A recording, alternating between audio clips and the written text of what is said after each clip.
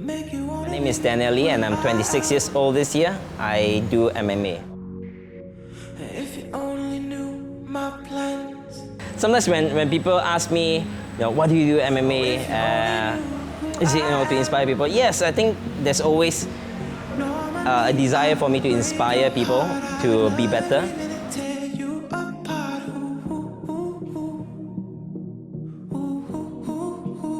I was born with a rare condition called osteogenesis imperfecta. It is another word for brittle bones, and that meant that every time I fell as a child, I would break a bone.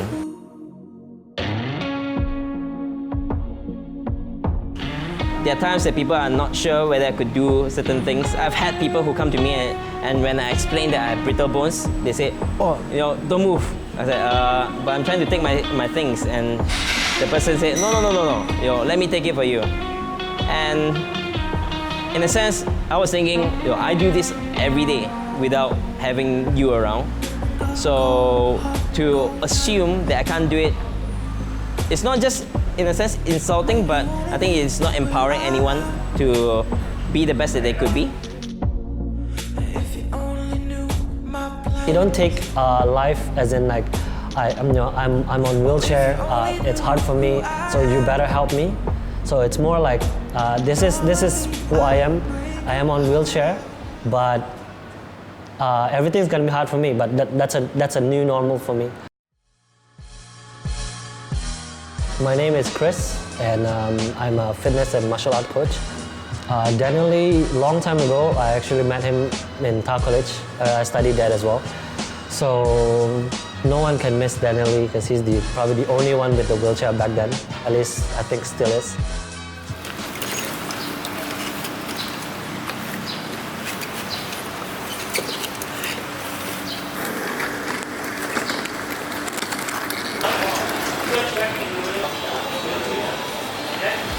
I think he is very prideful, but yet humble at the same time. I don't think people really look at me as, oh, I can't do this. In fact, when they see me doing MMA, I think they're quite impressed. I think it inspires them because they feel that if I can do it, they can do it too.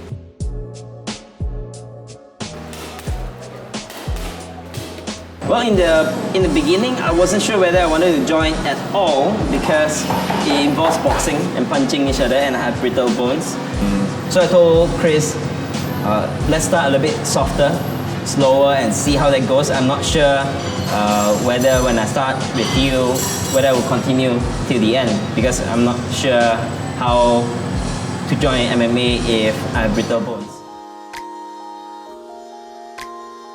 It's not, trying to throw many punches. It's not about hitting, it's about not getting hit.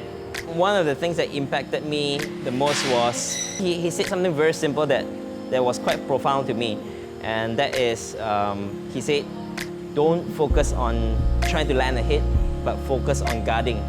Because it's not really about strength most of the time.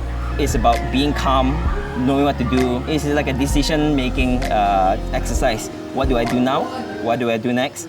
Should I do this now? Should I do this next? I think MMA is very much an art form for me, but at the same time, I realized that what I really like about MMA is the ability to strategize and to think.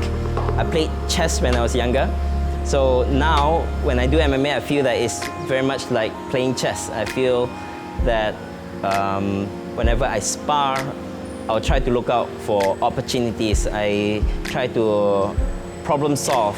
I do different things every time. So I really feel that it's more like an art form that allows me to express myself.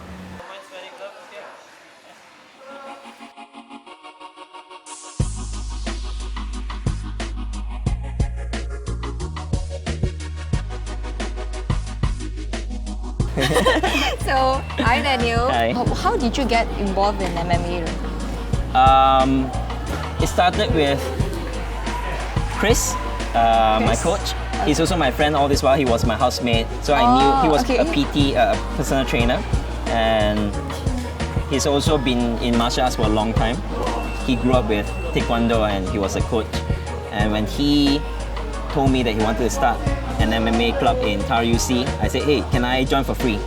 And then he said, sure, you just need to publicize for me. Then that's how I started. He said the only thing that you need to do is to buy your own gloves. So, like, let's say for MMA, right? Do you get injured all the time? Because to me, I feel that MMA is very violent. It could be painful at times because knowing that I have brittle bones, the risk is way higher than like a normal person, right? So I can understand coming from a girl point of view, they will say, oh, okay, it's not for girls. But if you know what you're doing, you can do it safely. I think it's very important to start small and test your abilities. So it's good that the coach is my friend, Chris, so he knows my condition. He started off light and really giving me the confidence to know what I want to do.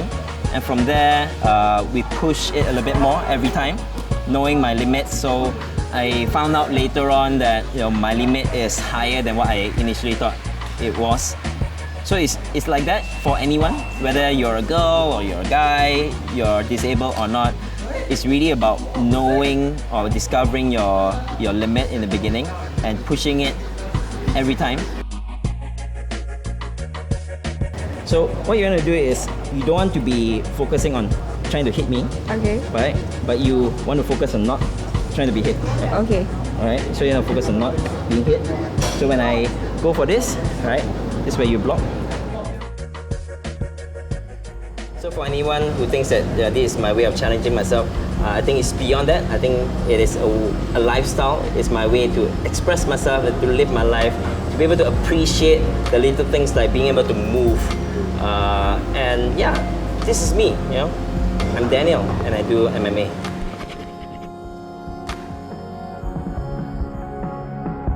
No matter how underappreciated these activities are or how urban it may seem, but for people like Hatha, Kongming, and Daniel, they just strive for it simply because it is their platform to express the arts that they do. And trust me, it is not easy doing what they do. I've definitely seen the beauty of arts through them, and I did not regret taking this adventure with them in urban lifestyle. My name's Grace, and join me next time on Moody.